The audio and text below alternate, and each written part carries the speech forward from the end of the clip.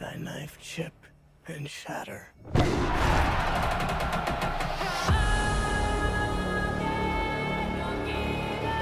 This mic, literally, you can kiss it. That's how close you want to get. This one? Yes. If you want to make kissy noises, that's totally unacceptable.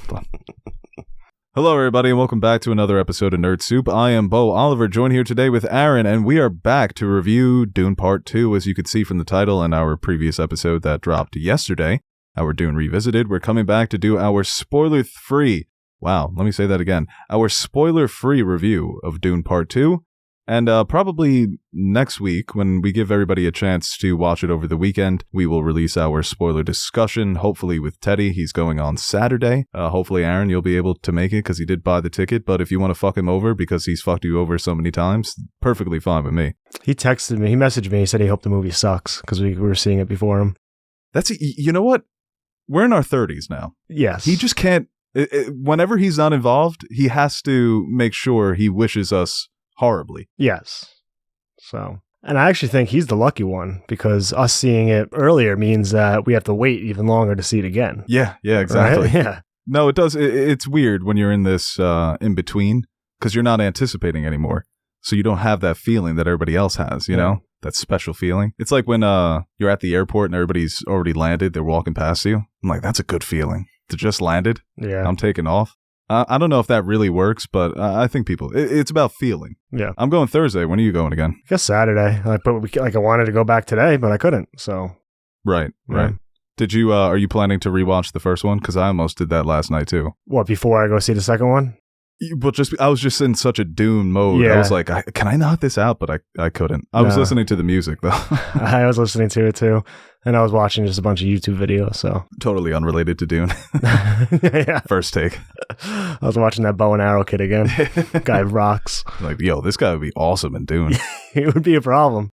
All right, yeah, so let's get into it. Like we said, many people have seen it because of the early screening, and we're going to keep this whole review spoiler-free. Dune Part 2, for anybody who loved the first one, they're going to absolutely go head over heels for this one, because in my opinion, even though the first one was good, this is just a step up into territory where the way people were talking about the first Dune is how I will talk about this one. One of the best sci-fi films of all time.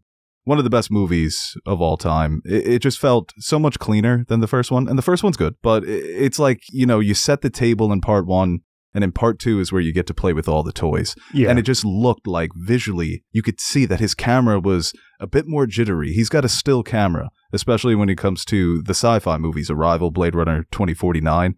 But he was having fun with it, man. There were quick little zoom-ins to really build the atmosphere. He loves that behind the head shot when you're walking into a new environment, right. And then you pull back. The whole movie, it feels like an adrenaline rush. No, he might be the best framer in the game. He might be. Dude, like, I said this after the movie ended. I liked the first Dune. I gave it a 4.5 out of 5. But, like, this movie's got me rethinking that 4.5 because this one was so much better. So maybe this is like a 5+, a 6-star if that was possible. 5+. Like, but it made me think back on the other one. I'm like, I really like that one. And this one is just so much better in every single way. Like you said, I think there's going to be a strong debate once people see this. Like, is this the best, like, sequel movie of all time? For me right now, it's like, I think it's definitely up there, but like, I would not argue against anyone who does. Because based on its merit, it is, I think, one of the best sequels of all time already. And I think the reaction going into it from people who've seen it before us, the high Rotten Tomato score, like, really got me amped up, and I had high expectations going in, and those expectations were met and then some.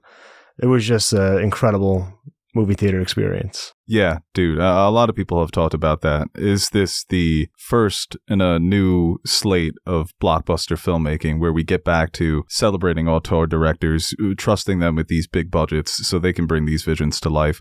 Or is this the last of its kind? Right. Where we're not going to see movies like this or Oppenheimer anymore because studios aren't willing to take the risk.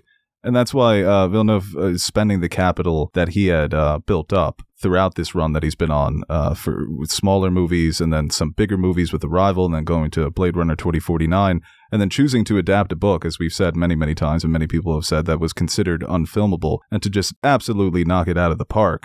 Kudos to him. because you can start to argue, not only is this one of the better sci-fi movies of all time, but is he the best sci-fi director? When you give him $100 million and he's in that sci-fi genre, he's going to give you something that's absolute classics and masterpieces of the genre, and this one fits. If we're going to go top 10 sci-fi over the past decade, maybe a little more now. No, maybe decade. Is he not 3 of the top 5? He might be. Arrival, Yeah. Blade Runner 2049, and this one? Yeah, no, it's arguable. And that's what's so incredible about it, is that he's occupying maybe 40% of the list for some people. And I think that's credible because, like you said, Arrival, nominated for a bunch of awards, Blade Runner 2049, taking up the Blade Runner mantle and delivering on a film that many people consider superior to the first. But this, a lot of people are going to call this his best movie because there's just so much good stuff going on here. And I had commented before we put on the mics that he really does lean more into the surrealism of the book and the abstract moments, the philosophy of the spice and how it's a psychedelic and seeing into the future, making choices that you don't necessarily understand. And the way that he played with the complexity of all that stuff was just absolutely brilliant. And it really shines through the performances. I think Timothée Chalamet, loved him in the first one. He's even better in this one. Rebecca Ferguson's character, I think, is going to be fascinating for a lot of people to see where that character goes. And once again, absolutely killing it in that role. And more humor in this one. Oh, yeah. If he felt more, and I think it shows not only with the humorous moments, just all throughout, he felt way more comfortable in this world. Like he had mastered it, and he knew exactly what he wanted to do with every single moment. But like I said, more levity. There were moments where essentially the entire crowd was laughing. Right. And it fit the story perfectly. It wasn't out of place. It wasn't a wink and a nod at the audience. It just fit the characters. And I think a lot of people are saying Javier Bardem as Stilgar was their favorite performance. And once again, he was good in the first, leaves such a stronger impression in this one. Right. His character, it's almost like he has his own arc in this film. And Zendaya. People were disappointed about her limited role in the first one. They were like, is it going to be too much focus on the love story between her and Paul? It was balanced perfectly. No, as good as it could get. I mean, as much as everything else going like on around the characters is fascinating and astonishing, it really is very much more character driven. And I think every performance is elevated, and I think the focus on the characters was something that was slightly missing from the first one. He kind of allowed the story to go through the characters rather than the opposite. I do appreciate the first one. Like, now looking back on it, and I'm going to watch it again probably before I rewatch this one in the theaters, maybe go like back to back. But I think establishing the world and kind of setting up the chessboard the way he did in the first one, while it might not be as good as this one, I think was wholly necessary to allow him to have the solid base to really go after it here. But yeah, I think every performance was pretty much better. Timothée Chalamet as Paul Atreides. I said on the Revisited that at times I wasn't really fully bought into his character. Here, I think he just takes it to another level, and he was very good. Rebecca Ferguson, probably my favorite performance and my favorite like kind of character arc is Lady Jessica. Was probably the standout for me. And like you said, Zendaya getting the extra screen time as pretty much the co-lead here. I think her chemistry with Chalamet, Chani, and Paul's relationship and their development throughout this movie really carried it. Yeah, and the first movie, the first half of the novel, I think this is a bit of a criticism of the first movie. It's plot driving the characters, where everybody's responding to where they have to be in the plot. But as you said, this story goes through the characters, and it's more characters driving the plot because you're getting the different opinions on this Muad'Dib prophecy and the Kwisatz Haderach, and not everybody's down with this. We see the differences in geography of the planet and how there are different Sietches, there are different tribes that have different beliefs, and those beliefs are coming through these individual characters. And Zendaya's character of Chani is obviously so important to the story, but like I said, their relationship, even when reading it, sometimes I felt it seems a bit cold. Like they fall in love because that's how Frank Herbert wanted to write it. But like I said, there was a lot of young love moments between the two of them, where it's obviously not easy. They get off on a rough footing because he had just killed someone who belonged to her tribe. But the way that he developed that relationship throughout the movie, corresponding with Paul understanding the desert and understanding how to be a Fremen, as I said, it was a beautiful balancing act. And just opening up the planet, getting more insight into the Fremen, who they are, how they live, how they operate. Like I said, the different beliefs, the different philosophies. Incredible. God, I wish that movie could have went on for another 8 hours just to learn more and more about Fremen life. it was just, and visually, like we said on the Revisited, Greg Fraser, one of the best cinematographers working today, bringing that culture to life the way that they did, is just such a triumph. It's a triumph within the movie. Like, the movie's good itself, but just the way it looks, God, that is it's just a real place. Yeah. Like real temples, real people, real culture. I mean, the score was excellent. I found the sound design to be, and this is all things carrying over from the first one, but the sound design was excellent. Shout out to whoever Hans Zimmer stole that score from. You're such a hater. But like, Google Hans Zimmer score stealing. Even in the first movie, like I think Chani says, like, Dune is so beautiful when the sun's low. Yeah, you can say that, but like even in the first movie, but here especially, like they made it a point to like have scenes that were breathtaking while that was the case. Oh, so it's dude, like the opening action sequence when the sun was the eclipse. Yeah, that was just, oh God. And that's the other thing. The action sequences I think are not far better. But I think there was still I think they're far better. There was a lot left on the table, I think, in the first one, but everything just felt so much more smoothly. The choreography, the way they were fighting, and not in the sense of like, I think the battle sequence, the big battle in the third act was really just incredible to look at. If anything, I would have wanted it to be like 10 minutes longer if I had to fault it for not being long, even longer. But even the intimate one-on-one matchups, like things like that, the smaller set pieces, and were so realistic. It wasn't like you could put together like a John Wick type choreography, and in that movie it totally makes sense, but like you'll see movies that are supposed to be grounded in a certain way that when it comes to pitting two fighters against each other, suddenly they turn into superhumans. It kept it grounded, it was very realistic, and I think it just makes it that much more brutal. Oh, yeah.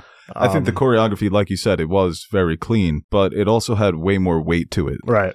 These fights were exhausting. You know, it's just not, I'm a great fighter, so I can beat you up, and then that's it. No, we're wearing the scars here. You could see the sweat. You could see the tears. And when the action sequences got bigger, essentially just war scenes between the Fremen and now the Harkonnens who are ruling over the planet. They're main characters, so you know that they're not going to die, but still, that tension was there.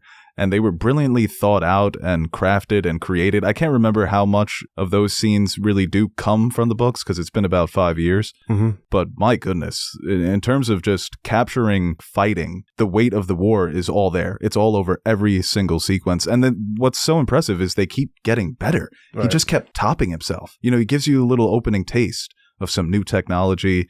And the setting is a bit more, it's a little different. And then it just got better and bigger and more intense and more breathtaking to the point where you made the final conclusion. You're just exhausted. You're like, there's more? Holy shit, I've seen so much already. Well, that's the thing. Like, I think that was missing from the first one.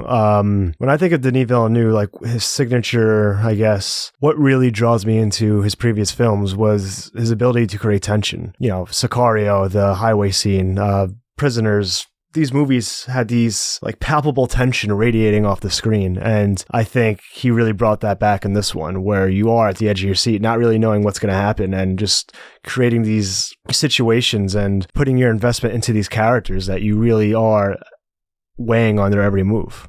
Yeah. And it's like also the decisions that they have to make. You put yourself in those shoes.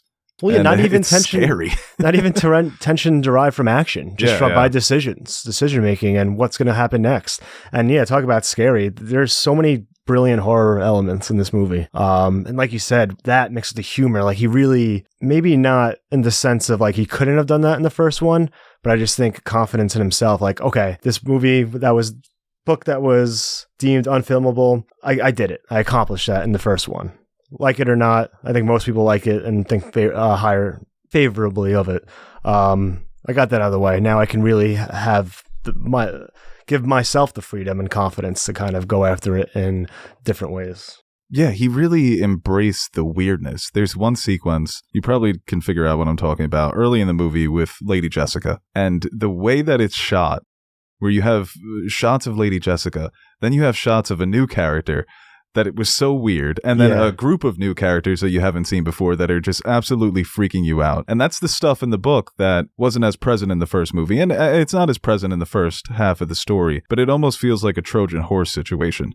He's like, I brought you guys all in for the table setting, now I'm going to show you what's under the cloth, and it's not pretty all the time. It's just not beautiful shots of this sand planet. It's weird, philosophical shit that's going to make your skin crawl a bit. You're not going to fully understand what's happening, but you're definitely going to feel it.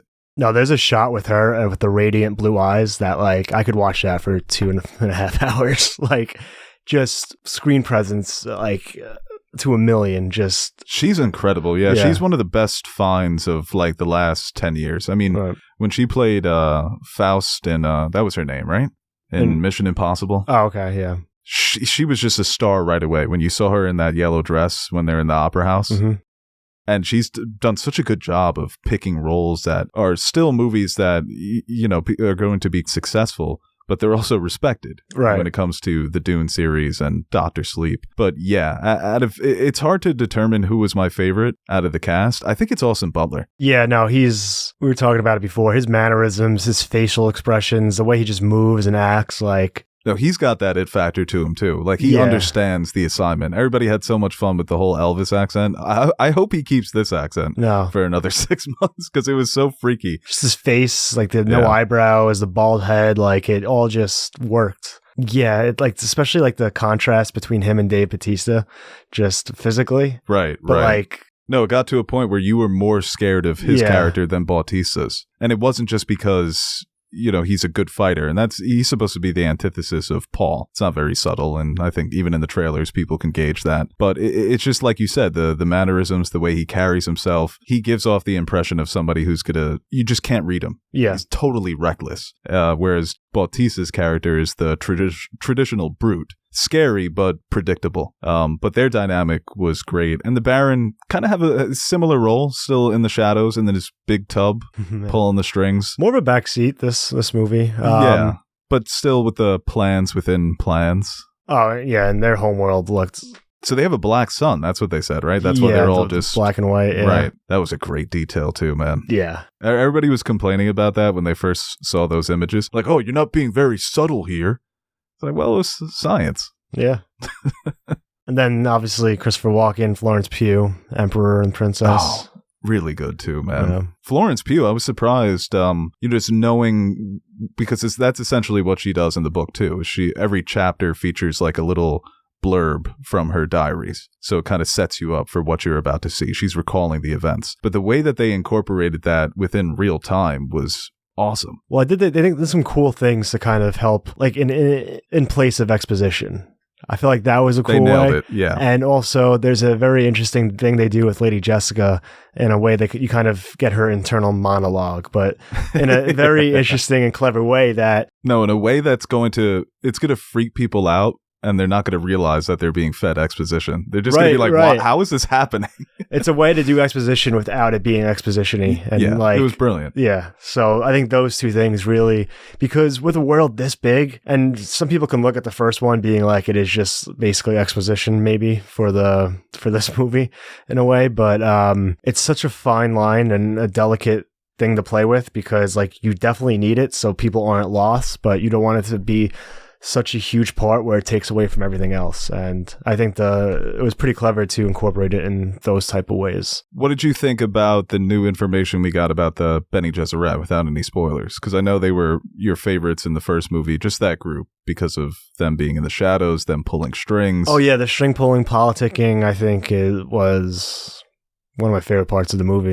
It gets even better in this one. Getting that information, because it's not only us learning it, but it's characters that they don't realize. They think that they're major players pulling the strings. Meanwhile, they're just pawns. And coming to that realization in real time, having to make decisions based on just this new information instantly, it was putting a lot of pressure on these characters. And that's one thing you felt throughout the entire movie. It's just the weight and the pressure of the situation. Even though I felt like it's a movie that still could have used another 20 minutes, that's probably my only critique. Right. Is that it would have benefited from being longer because everything was just so good. So why not drag it out? But that's what was so impressive, is that there's so much going on, but it feels just so natural with the way he told it, where it's a movie. Yeah. It's a nice, solid 2 hours, 45-minute long movie. Well, I was nervous. Like the first act of the movie is very heavily focused on one aspect of everything else going on. And, like in my head, I'm like, okay, well, we need to start going over to like other things because like you run the risk of, all right, yes, we need this and we're focusing on this, but maybe a little too long because there's still so much that has to go on that you're setting up that like, do we have enough time? And yeah, we like by the end of it, I'm like, okay, yeah, that was masterfully kind of planned out there. An extra half hour went for it because it doesn't feel like it's long at all for 2 hours and 45 minutes. No. And about midway through, I had to use the bathroom, but I was like, I'm sticking this out. No, I couldn't go. So, and then by the time it was over, I was like, wow, that was really fast. Damn. You got to save your water. Didn't you learn anything from the Fremen? Yeah, dude, all the new stuff with the Fremen, all the new information, the reverence that they have for water. One little spoiler, but there's a scene when a character is crying and Stilgar wipes their tear and says, always keep your water, don't even waste it on the dead. It just goes to show how far that they've come, how long it's been since they had that initial dream to terraform Arrakis, and that's the faith that they have. That's what the Bene Gesserit are trying to exploit. So yeah, it goes into the dangers of extremism, but also the dangers of exploiting that for your own gain. So I think the way that he handled those themes were pretty brilliant. And like you said, in a way where the exposition, the action, the character decisions, the acting decisions, they're all building towards that central theme, which by the end of the movie, you don't know what to think, and that's a good thing. Yeah. Because you've been set up and you've been introduced to these characters, and they're heroic and they're good looking, and this is your traditional story, but by the end, the chessboard has just been, does it make sense that he's standing over there? Where does this path go? It was brilliant.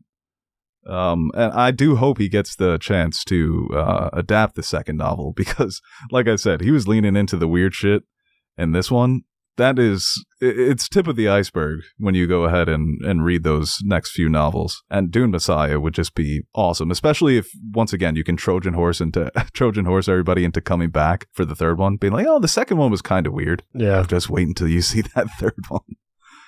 And I think that based on the box office numbers, the projections, we're definitely going to get a part 3. You can't leave this at part 2. No, I think when the initial, like the official release this weekend, I think critic reviews, general audiences, like the word of mouth is going to be so strong. And I think this has the potential to outdo its projections. You think this was the best Zendaya has ever been? Yeah. What would people say was her best? I haven't seen, what's it called? Malcolm and Marie.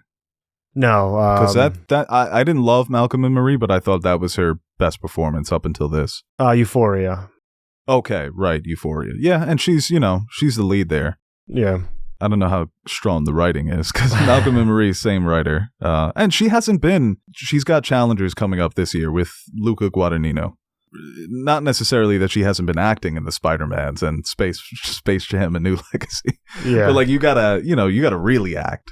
She's got star power. She's really great and cute in those movies as MJ. But with Dune, it is a spectacle. It is trying to make hundreds of millions of dollars, but it's a bit meatier than her other performances. And I think that's where she's headed with a movie like Challengers. You want to see her with directors that are a bit more mature, that aren't catering to what the studio wants, that are making films for themselves, because that's really where you get the best roles out of these actors.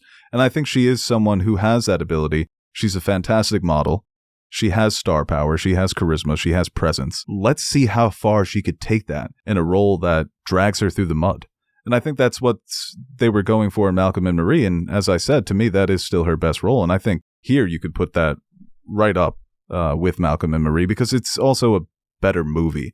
And a lot of it is hinging on what she has to sell as that character. The love dynamic, the love that she has for her people, also being a warrior. And once again, being the co-lead for a major movie, can you just hold that? Can you be charismatic enough? And I think she checked every box when it came to Dune Part 2. And for Chalamet, too.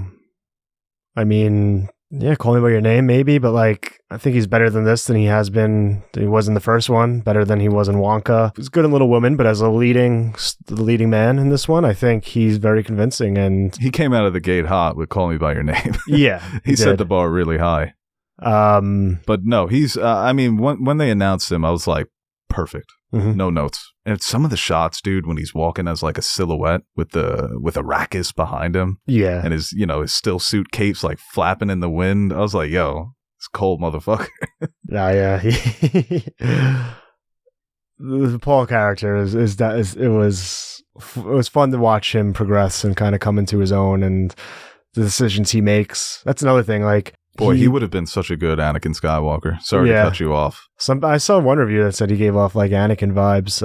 But oh yeah, I think he does a great job of weighing every decision and the moment on his face and into like basically everything his character does. And Denis loves that face, man. He's always giving him close-ups. He's like, I know what I'm working with here, man. These fucking cheekbones, the bone structure. Ooh, another close-up. Denis, this is supposed to be a Stilgar scene. Dude, and Stilgar was just, like I said, very humorous, but also very powerful in those moments when you learn more about that character and why he believes so much in Paul and the relationship that they form. Everything about that character, like I said, he had a couple of really funny lines that had the whole theater cracking up, but they were perfect for the story and perfect for his characterization. And just, man, like I said, God, what a fucking great movie. You know, I criticized Nolan a few months back when he was like, I can't really make a small film anymore because I'm all about the big spectacles, that bring people out to the theaters. And a part of me is like, yeah, this is cinema at its best. This is something that only cinema can do. Yeah. You're not going to get this budget on TV. You're not going to get the size of the screen. You're not going to get the star power. You're not going to get this just absolute commitment to showing people something that they've never, ever seen before with their own two eyes. And if you're standing up listening to this, you might want to sit down. This might break my in-theater record of Force Awakens, which 7? I watched 7 times.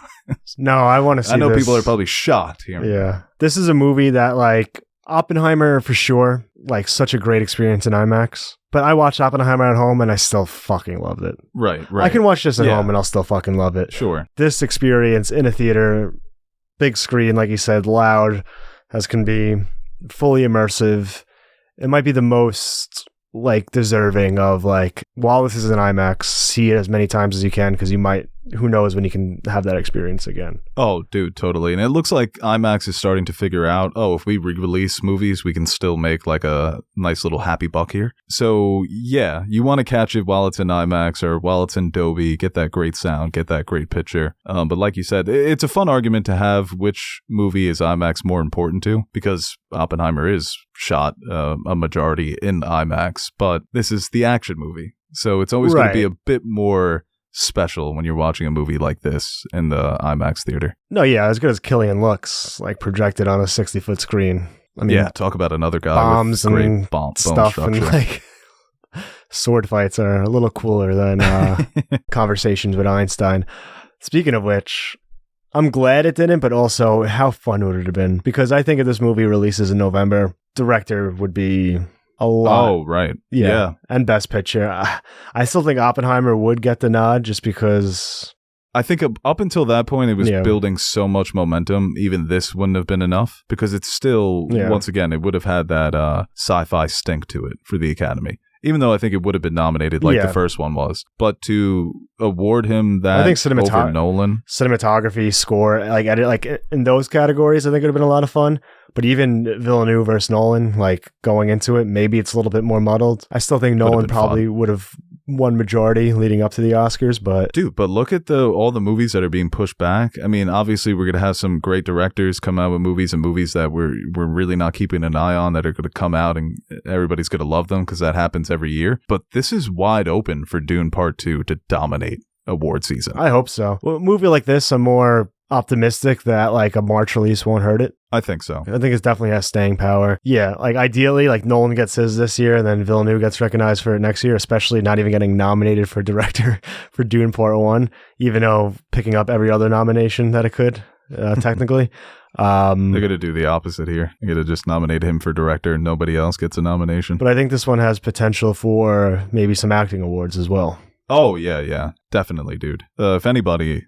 it would be Rebecca Ferguson, because that feels like the role, even though Austin Butler is going to be one of my favorite performances of the year. He's got so many people in front of him, that might be tough. Yeah, we'll see. I mean, Zendaya's definitely in play. I think Chalamet could be in play as well. Yeah, no, Chalamet as lead would be such a brilliant choice. So they won't make it. It would have been like nominating Christian Bale for The Dark Knight. I think he deserved it, but he was so overshadowed by the Joker that a total afterthought. I don't know. There's like a stigma against playing leading sci-fi actors. Yeah, it's like once again with Bale, he's nominated for playing Dick Cheney. The Academy just loves that. You totally transform. But what if it's a role that you're born to play and you're great at it? Because that's how I would argue for Paul Atreides, for Timothée Chalamet as Paul. Born to play this role, and he's so good at it. Shouldn't that be rewarded every now and then? Yeah, even like the superhero movies. Yeah. Any nomination people talk about, it's always supporting. Right. And mostly villainous. Like Robert Downey Jr., I used to argue during Endgame, give him the best actor for not only Endgame, but just the culmination of this run that he's been on. But we will see. All right, we're going to take a quick break to shout out our sponsor for today's episode, and then we're going to ask some of our leftover questions. So stay tuned. It's kind of a shame our theater didn't get the Dune popcorn bucket, though. One we had, it was just a Dune bucket, but it was like twice the size. So it was I guess just a big-ass bucket. Yeah. That was my dinner, because I'm not a human being and can't make meals myself. And that's why I use Factor. Whenever I have a busy day, I'll know I'll have pre-prepared, chef-crafted, and dietitian-approved meals waiting for me. With meals delivered right to my door, you'll have over 35 different options a week to choose from, including keto, calorie-smart, vegan, plus veggie, and more. And there's even more to enjoy with over 55 nutrition-packed add-ons that help make your weekly meal planning even more delicious. What are you waiting for? Get started today and have a feel-good week of meals ready to go. You can fuel up fast with their 2-minute restraint quality meals that are ready to heat and eat whenever you are. And it's not just limited to meals. You can choose snacks, smoothies, and more. Discover a wide variety of easy options for the entire day, like a quick breakfast, midday bites, and much more. And even though math was never my specialty, I've calculated the cost, and Factor is less expensive than takeout, and every meal is approved to be nutritious and delicious. So don't wait, head to factormeals.com/nerdsoupy50 and use code NERDSOUP50 to get 50% off your first box and 2 free wellness shots per box while subscription is active. That's code NERDSOUP50 at factormeals.com/nerdsoupy50 to get 50% off your first box and 2 free wellness shots per box while subscription is active. I love that. I'm so grocery shopping. I'm not good at it. I get overwhelmed. I never know what to get. No, dude. Like, I know that obviously they're sponsoring our video, but that's why people should use Factor, because it just makes shit so much easier. And I have used it because they sent me a free trial. Yeah. And the food is very good. No, it makes it easier too. Like, especially like I've actually done keto before, but like keeping up with it and like knowing what exactly it is. Right, yeah, like, that's the other thing. Am I messing this up on my own? Right. I just like people who know what they're talking about do it for me. Yes, that's always the hardest part, is just keeping up with it. So if somebody else is doing that hard work for you, then easy peasy. All you got to do is munch. All right, let's take some of our leftover questions that we asked from our Dune Revisited. This one here from John O. Tatum. Kind of a continuation of something we talked about on yesterday's episode, but he says Dune gets wild after part 2. Would you want to see Denis adapt the later books? Definitely Messiah, because I think it's very appropriate, especially for the story of some of the main characters. And you have the chance now to tell it through a trilogy. Obviously, Messiah and Dune are 2 separate books. They're not 3 books.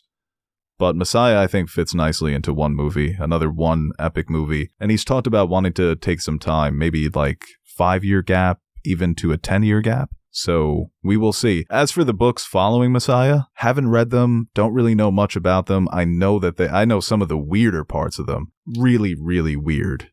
To the point of pissing off people who are fans of the first 2. I doubt we'll ever see those in movies. Maybe shows. Yeah, I could see Warner Brothers doing something where, like, say this makes a boatload, they fucking rush to, we need to get Messiah out. It's so funny how some of these studios change their tone. I know, they like, a couple dollars. I don't know if this is going to work. Yeah, like, the hesitation for Dune, like, not even know, like, we didn't even know we were going to get this movie. Like, let us forget, like, if it was a non-COVID year and Dune, like, performed the way it did, like, who knows what would have happened. Yeah, no, there's no guarantee that part 2 would have been made. Maybe it would have made more, and because it was dual release, but who knows what the future would have held. And, like, now that this is getting all this praise and it's probably going to make a buttload of money, it's like, oh yeah, Messiah, yeah, that was always in the bag. That was always our Dude, even after like the first one was made and ready to come out, all the shows they announced, they were like, oh, we're going to do a Benny Gesserit show. And I think there was another Dune show that they were talking about. But who even knows if that's going to happen, especially with the way Warner Brothers has been running their studios. Because even if the show is good, if they don't believe it's going to make money, they'll fucking erase it. But I think we're so quick now to continue on something that's popular and make money, especially now everyone has a streaming service.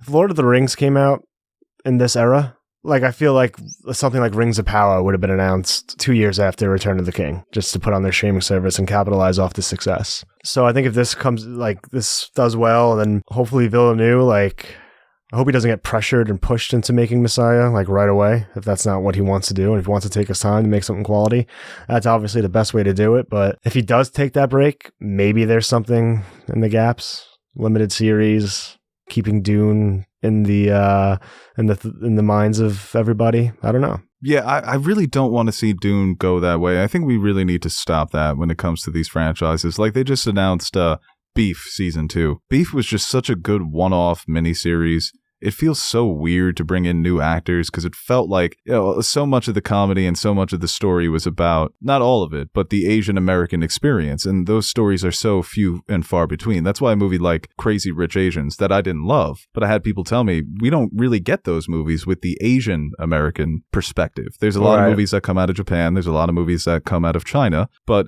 they're not the Asian American perspective, the Chinese perspective or the Japanese perspective. So it just feels like everything's always got to be a franchise these days. Like even Squid Game, Season 2. It was just so perfect from beginning to end, but we'll see what happens with Dune. Messiah, I do want to see adapted just because, like I said, it's a good ending. I was even True Detective, that being rushed. It took him so long to make season 1 and then we got a hit on our hands. We need season 2. That's why I was asking you about Dune Messiah. I'm like, was that always the plan, or was it in reaction to Dune being such a success? And I was like, oh fuck, now I gotta write another one. I feel like things always come are a better quality when it's organic. So Dune, the original Dune came out in 64. Messiah came out 5 years later. Well, it could have been his plan. I was just asking that question. Was it oh shit, I got a hit here, now I got to make this sequel, or was it no, this is actually the story I wanted to tell from the beginning? Dude, one of the novels, just the cover alone, if they adapted that into live action. Which one? God Emperor. Now, there's some weird shit when you read up about the history and lore of Dune. Yeah, it gets really weird. Really weird. This question here from Diego, he says, which historical figure is Paul most similar to? And there was another question here that asked, I can't remember who asked it, what other fictional characters does Paul remind you of? Your typical, hero. And I think what's fun about Paul is because the hero's always the most boring part, like Harry Potter. He's kind of just boring. Ron and Hermione, that's where you get the personality. But I think with Paul, it's just built into who he is as a person, that they've stripped away all of his personality traits because they've been preparing him to take on this role as a duke, as a messiah, as a king. So he's losing touch with his humanity, and he realizes that, and he blames his parents for that. So I think that's an interesting way to work in the cliched, vanilla, brave character, the hero that's the connective tissue for all the different colorful personalities in his world, the good guys and the villains. Fun way playing with that trope when it comes to Paul's character. Historically, I mean, obviously, it's like a combination of Lawrence of Arabia, T.E. Lawrence. And it always felt like Alexander the Great, just because of Alexander the Great's father was also a well-respected, good at forming alliances, was feared by the other Greek houses because of his potential. So it always kind of lined up, conqueror while also explorer. There's even a line in part 2 when Zendaya says that, or Chani says that he's different because he's sincere. Yeah. You get that from Paul's character, that he does care about learning about this culture. It's not just about his political gain. But like I said, I think Chalamet would have been such a perfect Anakin, even with that dialogue. I don't know, man. That's tough. I mean, you see also, Jon Snow, once again. Yeah, but, Jon Snow with some sauce to him. Jon Snow's a bit sauceless. Right, and exactly. That's, once again, so many of these main characters, Frodo, Jon Snow, Harry Potter, the icons, they're icons. Mm-hmm. But they're sauceless, and they're not and that's intentional. Nah, Frodo's saucy, man. You just don't see it. No, I don't see it. Sam's got the sauce. No, he's got the seasoning. That is so true. Yeah, no, he's got a good form to it too. Motherfucker is carrying a chicken seasoning into Mordor. Just in case. That is so funny, dude. Well, this question from Matt, which we did answer, who were we most excited to see join the cast? Well, who would you say was your favorite out of the new ones? I think Austin Butler. Yeah, same for me. You can say Zendaya in a way, because like obviously she didn't really have a chance to fully realize that character in the first movie. So in a way you can kind of say her, because we're just getting more of her finally. But as far as new to the world, Austin Butler. It'd be interesting now to revisit the question that we got on the last one. I think someone asked, like, could this be like the best trilogy of all time? Right. And I said at the time, like, Dune 2 is going to have to blow was it my balls or my dick off? Dick. It was my dick. Yeah, balls intact. Yeah, okay. I think it might have. Both of them. Well, with this one, for a lot of people, it's ready to enter that conversation. If 3 is even in between 1 and 2 here. But that's the thing with, like, comparing it to Lord of the Rings. Like, I think all 3. So, yes. It's tough when... Lord of the Rings, it's very difficult. Everyone's got a different favorite. Right, and it's so hard to put this above... You can... honestly, it could be an argument to put this above any of them, but not to a degree high enough where it overcomes... And I hate to speak... It sounds like we're speaking about Dune 1 like it's a garbage movie. It's a very good movie. But it's just a different level, Dune Part 2. And I think all the 3 Lord of the Rings movies. But like I said before, there's a best sequel of all time. It's not crazy. No, I mean, it's in that conversation now. It's in that Dark Knight, Godfather 2, Toy Story 2, Rush Hour 2 conversation for a lot of people. And I know one of those movies many people wouldn't put in that conversation, but I like Toy Story 2. And if we're speaking strictly sequels, like there could be a scenario where down the road I look back on it and like, because Two Towers isn't my favorite Lord of the Rings movie, so it could be an argument. Oh yeah, no, I think it's very fair, dude. Even just having seen it last night, you know what you're watching. We watched something special. We watched an all-time movie. Unless I watch it again and I'm like, okay, maybe I was just too caught up in the moment, and now I start to see certain things that I can pick apart. But like, I don't really see that happening. Oh, this question here from Strawberry Jam. Dune 2 has quite the cast. Which movie do you think has the biggest and or baddest ensemble cast? Well, I guess the best or the baddest. Like ever? I mean, dude, when it comes to just straight up quality of the actors, this is up there because there's just so many good ones in the movie. I mean, Godfather, you can argue just because there's a lot of good actors and they all have a lot to do in those movies, and all the performances were critically acclaimed. The Dark Knight always comes to mind. Just top to bottom, all the Batman characters were casted perfectly. You know, you have Michael Caine as Alfred and Morgan Freeman as Lucius Fox. How much better can you fucking get? The all-timer with Heath Ledger as Joker, Bale, many people's favorite Batman, not even to mention Gary Oldman as Commissioner Gordon. Dude, honestly, like pound for pound too, when you look at it, especially now, like even movies like the Ocean's 11 movies, like... Right, yeah, no, that's a good one. When you think of like Clooney, Brad Pitt, like Matt Damon... Don Cheadle. Yeah, Bernie Mac. Andy Garcia, like... Yeah. And then... Think of like other, like Casey Affleck was an afterthought in that movie. Fast forward down the line, he's an Oscar winner. Oppenheimer? Yeah. And like it has to be a stacked cast and they have to be good in that movie, and I think just good in general as well. So I think anyone can have like a stacked cast, right? Right, yeah. Look at Amsterdam. Terrible. Yeah, a lot of the Robert Altman movies like Nashville, Shortcuts, just superstars all over the cast. Mongolia, huge cast. You've got stars all over the place once again, and those are both good movies. But sometimes you have the huge cast. Like what was that? Like movie 23, yeah, or Valentine's Day. One of those bullshit. Those fucking Hallmark movies always have like 40 A-listers for no reason. Just like Oprah decided to be in this movie. Shout out Oprah. But she should return that land to the rightful owners in Hawaii. This question here from Cam. Top 5 pieces of media based on world-building lore, and why is One Piece number 1? Our Cam? Yes, our Cam. Can Cam get a new bit? I got to take his side now.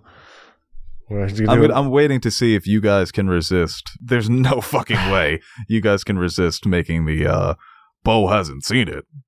So we have to review it. Yeah, no, That's just right my up for the opening. both of you. Yeah, Yeah. we'll see how long. I'll wait for him to see if he makes the first move. By the end of that recording, you're going to be sucked into the computer and just morph into one Cam Aaron AI. Yeah.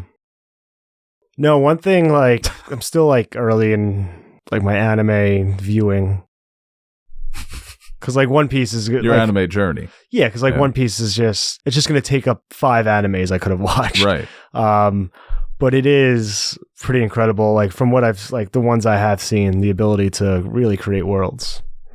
I always hear it's second to none. And there's some animes I've watched that have really good world like building. Attack on Titan, like other ones I've watched too. That's just always an important factor, it seems like, for the good ones to really establish the world that you're going to be in. So One Piece would be in your top 5. I mean, the world is it is pretty incredible. I haven't really, like, thought about it too much, like, outside of and compared it to other things, but maybe I'll wait till I finish to really see where it lies. Or catch up. Game of Thrones is always Song of Ice and Fire is always going to be number 1 to me. That nobody comes close. Maybe somebody's written a better story within their worlds. Yeah, and maybe Tolkien's world has, he's got all the languages and the races and the histories and blah blah blah. But there's just something about George's world, man. Like I just always think about, like, what's happening in that southern continent. Yeah. Like the mystery that he leaves, and it just feels all so of that time period of where we were in the Middle Ages when it comes to our knowledge of the world, of the known world, and the way that certain societies existed and then no longer existed, the different cultures that developed, the languages, the faiths, the religions. It's just such a good reflection of humanity at that time. Yeah. So that's why. And then the magic is also awesome. Yeah, and I think an underrated part of the series is really establishing that too into a digestible format. Right. Yeah, people forget, like, it was a great show, especially I early miss on. those days so much. But even Jackson, like you said with Tolkien, I mean, it is a very, like, reading it, you obviously get a different scope than what you get from the movies. There's so much more there. But even what Jackson is able to do, I think, in his movies and establish that world of Middle-earth to be digested by a large general audience and be as popular as it is and as great as it was such a great achievement.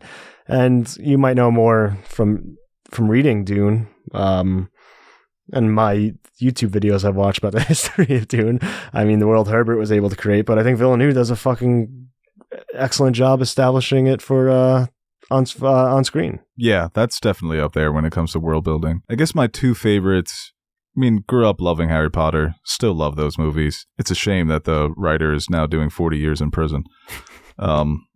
Attack on Titan, to me, is the one that always comes closest in my mind. And I haven't read many fantasy novels, so I'm sure there are plenty of worlds out there that haven't gotten the same love as a Harry Potter or a Song of Ice and Fire, because for a long time that was the Song of Ice and Fire. It's just kind of out there. Like, right. It was successful, but not to the extent that it is today. Well, I think the cool thing with Attack on Titan, like, it's similar to what we were talking about before with sequels, like, were they planned or is it a reaction to the success of your previous work? Attack on Titan will connect things from later seasons to earlier seasons, like, and you could tell it's just it was pre-planned before it was written. Like, right. This was always the way it was going to be. It wasn't like, oh, this is a cool, like, writing like a manga down the line, like, oh, would it be cool if I did this and connected it to that thing I wrote, like, from the first issue? It's like, no, it comes off as like, this was always the plan, that's why it makes more sense and it works just so much better. Somebody goes, Dune lore is just extended Earth lore. That's true. Yeah, no, it is true. We'll take a couple more questions before we wrap it up. They should just jump the shark completely and be like, oh, did you know that your great whatever was a famous actor, Timothée Chalamet? The resemblance is uncanny. It's a shame he wasn't awful in this movie, because I was going to debut Chalamet. But guess we'll have to save that for Dune Messiah, if he's not really feeling it on that set. This question here from Luca, Dune or Star Wars? Who are you guys taking? The thing with Star Wars is, when you really look at it, what is Star Wars anymore? It's like they shoot 40% from that's generous, yeah. That's good from but 3. They're taking from 3s. 3, yeah. We're taking 3s. You could be Steph. 3 and D. But, like, as a whole, Dude, even like some people will argue for their theatrical releases, they're like 3 for 12. I wouldn't argue that, but I'm saying there are people out there who are like, the first 2 are good. Yeah. I'll give them... And I like Rogue One. I'll give them 4, maybe 5 if I'm being generous. I mean, Dune always felt like... Star Wars is in reaction to Dune, because Dune did come out first. You know, George Lucas didn't want to make Dune. He wanted to make something that was more pulpy, more Saturday morning cartoon. And it was obviously very, very successful. So it's not hard to compare them. They're both in space. Well, if we do original trilogy, is A New Hope better than Dune Part 1? Yes. Is Empire better than Dune Part 2? Yes. Okay. But Messiah... Empire got me excited. Messiah could be better than Revenge of the Sith. Oh, without a doubt. Return of the Jedi. And it's not unfair to put Dune Part 2 with Empire Strikes Back. It really isn't. No. It's not. Empire Strikes Back, to me, is just, it's not even a Star Wars thing. It's just you rewatch it and you're like, this is a fucking perfect movie. Yeah, I guess it's different when you go for the first 2 movies. Star Wars has the edge, and then you can go into the which lore do you prefer, which world do you prefer. And, maybe it's too simple to say Dune's for adults, Star Wars more for kids, because I love the Star Wars universe. I think Dune is better because you can open it up without it getting too frustrating and confusing, whereas Star Wars, you can't really do that. I think Star Wars will always be cooler. Yeah, you got the lightsaber, you got the Force, you got the Yoda. I think it's a testament to how cool Star Wars is that it can, like, really suck and people will still like it. Like, whereas Dune, if these movies sucked, no one would think about Dune ever again. No. These movies needed to be this good to even, like, make their dent in the zeitgeist. Mm-hmm. Like, are we part of the culture now? Like, maybe. We'll see how this part 2 does at the box office. Well, we also asked top 3 Villeneuve movies on the last episode. Would this crack your top 3 for Denis? Because right now, yes, it would for me. I think so. Bye-bye, Enemy. Yeah. I think, what did I have? Not Sicario. I had Arrival, Blade Runner, and... Incendies, yeah. It might be between this and Blade Runner, honestly. Yeah, and what's funny is this one reminded me so much more of how I felt watching Blade Runner 2049, where it was like by like 10 minutes in, I was like, I'm in the hands of the master. I'm being cradled now with a warm bottle. I can't wait to see this again. There are just so many sequences that just keep flashing in my brain. You gotta start talking about him as like legit 0 misses. Like, who else is on that type of streak with his movies, his filmography, all being that good? People would argue Nolan. But more divisive, obviously, with the Tenet. That's what I'm saying. The Interstellar. Nolan's more divisive. But those movies also are aging very well. Interstellar is... Right, people love Tenet now. Yeah, they love Tenet. And Interstellar, even when it came out, it was more so critics. Nolan fans loved it. Like I said, there was some critical pushback, but the more the years go by, people fucking love Interstellar. Like, that's a movie the other day Marissa watched for the first time. She texted me, just assuming that I also loved it, because I'm not that big on Interstellar like other people are. She's like, Interstellar, masterpiece. Well, and I was like, yeah, that's how a lot of people be feeling these days. Assuming that Dark Knight and Oppenheimer are Nolan's best 2.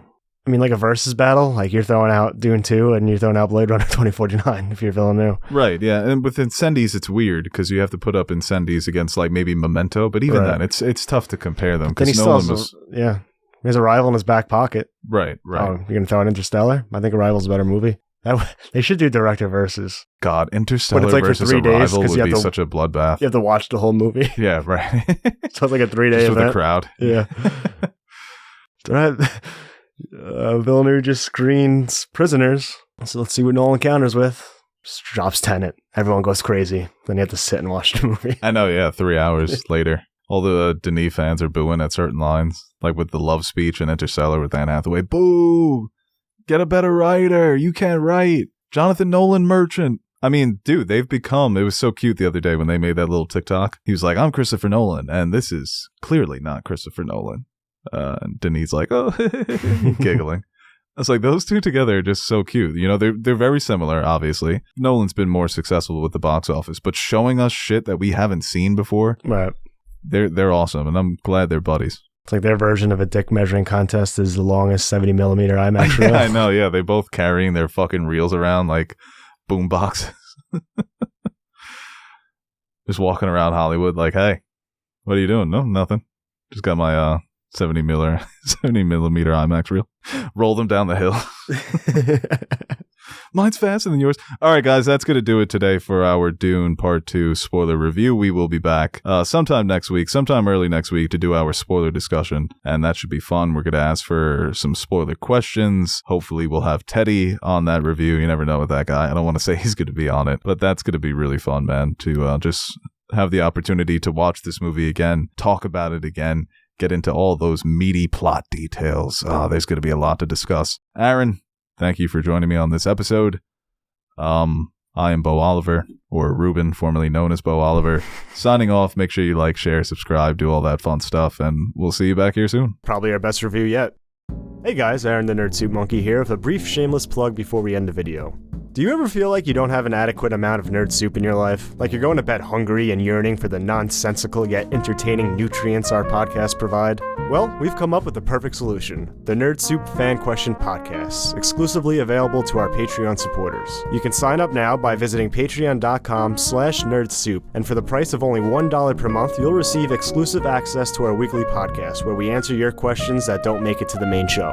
And while you're there, you can check out the other rewards we offer to our patrons, like stickers, mugs, t-shirts, behind-the-scenes footage, and appearing in the credits at the end of our videos. And that's exactly what we're going to do right now. Roll the names of the nerds who make Nerd Soup possible. The reason why the crypto crash didn't send our lives spiraling down a black hole of no return. Alright, I'll stop talking so you can listen to this jazzy-ass music while checking if Beau spelt your name wrong in the credits.